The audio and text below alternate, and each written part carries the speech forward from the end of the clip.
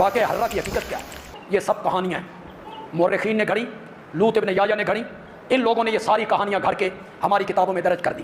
1000 عورتیں ان کے ساتھ زنا کیا گیا اور 1000 حرامی بچے پیدا ہوئے۔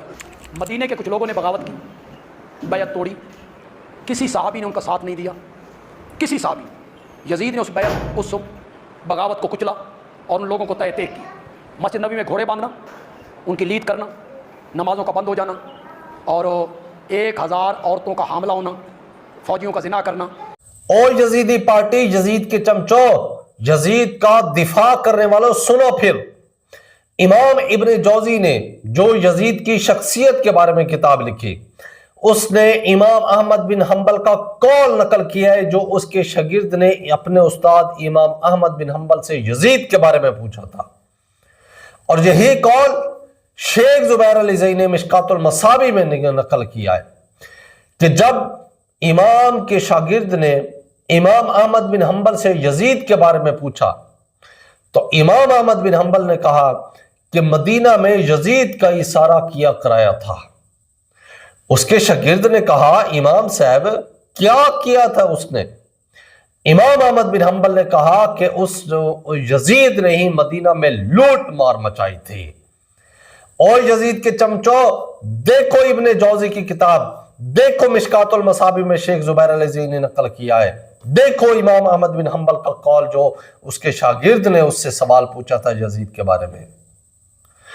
پھر اس کا شاگرد کہتا ہے کہ امام، اس یزید کے ساتھ کون تھے جنہوں نے مدینہ میں لوٹ مار مچائی تھی؟ تو امام احمد بن حنبل نے کہا کہ اس کے ساتھ کوفہ والے نہیں تھے بلکہ اہل شام تھے جنہوں نے یزید کے ساتھ مل کر مدینہ میں لوٹ مار مچائی تھی، مدینہ کے اندر مسجد نبی کی بے حرمتی کی تھی، محمد مصطفیٰ صلی اللہ علیہ وآلہ وسلم کی مسجد نبی کی تقدس کو پامال کیا۔ دیکھیں یہ اتنے بے شرم اور گھٹیا قسم کے لوگ ہیں کہ یزید کو بچانے کے لیے واقعہ حرہ کا انکار کرتی ہے جو بخاری مسلم میں بھی اس کا ثبوت موجود ہے۔